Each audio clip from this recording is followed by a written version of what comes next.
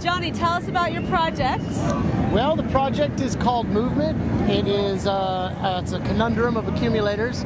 Basically, all these sort of tanks are taking liquid propane, turning them into a gas, and then firing them out through a solenoid valve and assemblies of little barrels across a Venturi-style pulse, like an open pilot flame kind of thing. So, what would you characterize your sculpture as?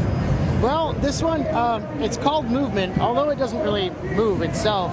The various different channels of flame have some, like, various qualities, and it throws all sorts of shadows and whatnot around, and they're also, the valves are able to open and close many times a second. So it actually has, like, at times, like a really hurried pace, sort of a feel to it. Sometimes it's more sleepy. So it actually kind of gives you the illusion of movement. And it's also just kind of funny and ironic that it doesn't move. So the flames move within it? Yeah. And then the structure stays still? Yeah, there's 23 various different ports of flame on the machine. So the flame sort of chases all over the place. At times, you know, portions of it will be firing and other portions of it will be dormant. And, you know, for dramatic flare, you can let some really big ones go off and then play with the little ones really fast. They're all different sizes and have various different qualities. Even though the whole system is just running propane and gas, it sort of changes things up a little bit. What was your idea behind the project? Well, I was in an old aerospace junkyard and found in a pile of tanks this tank that sort of looks like a big hot dog.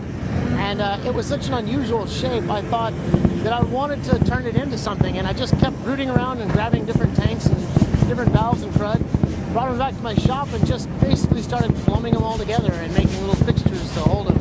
So it really all started from finding this big hot dog shaped tank. That's really where it came from. And then you kind of let it inform you as to what it was going to be?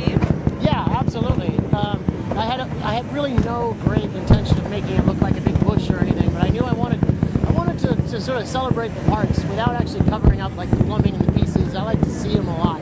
So we just sort of keep cramming as much stuff into a small base as we could. And it just sort of grew and got a little bigger with time, a little bigger, and now it's what it is. So is it done or is it keeping on growing? It's still growing.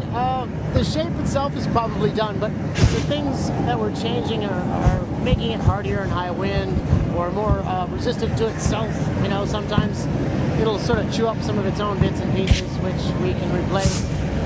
And the control system is something that we've kind of like evolving over time. But as far as the way it looks, I think that's about what it's going to look like. Yeah. And it took you and how many people are you working with? Well, there was myself and 3 other builders that really put a lot of work into building the thing. But the crew, it fluctuates between about 8 to 12 people altogether. So how long did it take you to put it all together? About a month. About a little under a month, maybe. Not bad. Yeah? Yeah? Oh, yeah. Was there something in particular that got you interested in fire?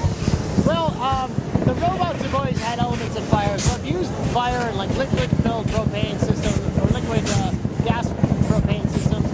But I wanted, you know, I have a various number of friends here that have been doing fire sculpture, and I kind of wanted to introduce myself into what they're doing a little bit. So this is kind of a, you know, it's an adventure as much as anything. Yeah. I see there's definitely a lot going on all around us. Oh yeah, and it'll be like this all night. Fireballs everywhere. Really? Yeah. Oh yeah, I will be contributing here in a few minutes as well. Oh, I'm excited to see your piece. Yeah. Oh yeah. Oh, I'm glad you would like to see it. That'd be cool. Well, thanks so much for talking to us. And you're welcome. Is there anything you want to say to the masses out there? Yes.